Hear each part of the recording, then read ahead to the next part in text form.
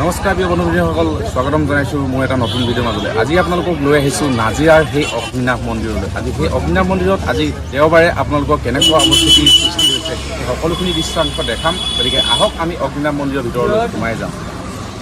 ইতিমধ্যে দৰ্শকসকল, আমি প্ৰায় নাজিৰাৰ পৰা গেলেকী যোৱা ৰাস্তাটিত প্ৰায় 200 মিটাৰমান সোমাই আমি বাওঁ কাষে পালোঁ। এয়া হৈছে শ্ৰী শ্ৰী বাবা অগ্নিনাভ মন্দিৰ। আৰু এনেকৈ আমি মন্দিৰ সন্মুখতে উপস্থিত হোৱাৰ পাছতে ইয়াৰ কাষতে থকা শাৰী শাৰীকৈ থকা এই দোকানবিলাকৰ পৰাই আমি প্ৰায় এপোৱামান বটলৰ এটা মিঠাতেল ক্ৰয় কৰি ল'লোঁ। আমাৰ নিজৰ লগতে আমাৰ দৰ্শকসকলৰ মংগলৰ কাৰণে আমি এগছি বন্তিত সেই তেলসমূহ ঢালিম।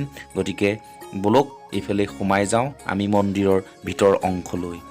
আৰু এনেকৈয়ে এখোজ দুখোজকৈ সোমাই আহি আমি পালোহি সেই বাবা অগ্নিনাভ মন্দিৰৰ ভিতৰ অংশ। আৰু ভিতৰ অংশত উপস্থিত হৈ আমি দেখিলোঁ ইয়াত বিভিন্ন জাতি বিভিন্ন জনজাতিৰ লোকসকলে সম্পূৰ্ণ ৰভাখন ভৰ্তি হৈ আছে বাবা অগ্নিনাভ মন্দিৰৰ ভিতৰ অংশত, য'ত আমি এখন শৰাই দিবলৈ হ'লেও আগবাঢ়ি যাব নোৱাৰোঁ আৰু এগছি চাকি জ্বলাবওতো ইয়াত মানাই কৰা আছে।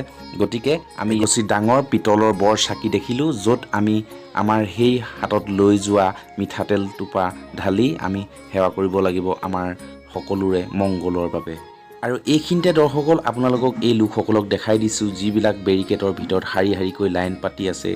সেইসকল ব্যক্তিয়ে প্ৰায় শৰাই আগবঢ়াবৰ কাৰণে প্ৰায় হেনো 2 ঘণ্টা ওপৰ সময় এনেকৈ খাৰা হৈ থিয় হৈ আছে। আমিও দৰ্শকসকল সেই শৰাই চিন্তা বাদ দি ইয়াতেই চাকি জ্বলাবলৈ আগবাঢ়ি গ'লোঁ আমাৰ দৰ্শকসকলৰ মংগলৰ বাবে।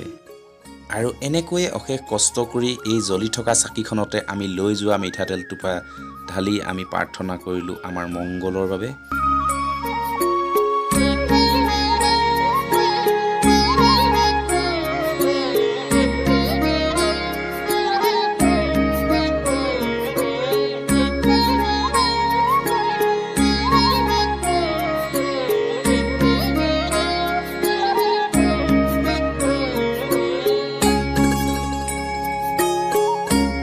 আৰু এনেকৈয়ে ইমানতে আমাৰ চাকি দিয়া পৰ্ব সমাপ্ত হ'ল। আৰু ইয়াৰ পাছতে আপোনালোকক এতিয়া পোনে পোনে অলপ দৰ্শকসকলৰ ভিতৰ অংশ দেখাম বুলি ভাবিছোঁ। আৰু ইয়াতে এটা দান পাত্ৰ দেখিছোঁ, দান পাত্ৰটো আমি কিঞ্চিত অৰিহণা আগবঢ়াইছোঁ বাবা অগ্নিনাভ মন্দিৰলৈ। আৰু এতিয়া ভিৰ ফালি সোমাই যাওঁ ভিতৰ অংশলৈ, য'ত বহি আছে আমাৰ বাবা অগ্নিনাভ মন্দিৰৰ প্ৰধান সেই শিখা মজুমদাৰ বৰুৱা বাইদেউ।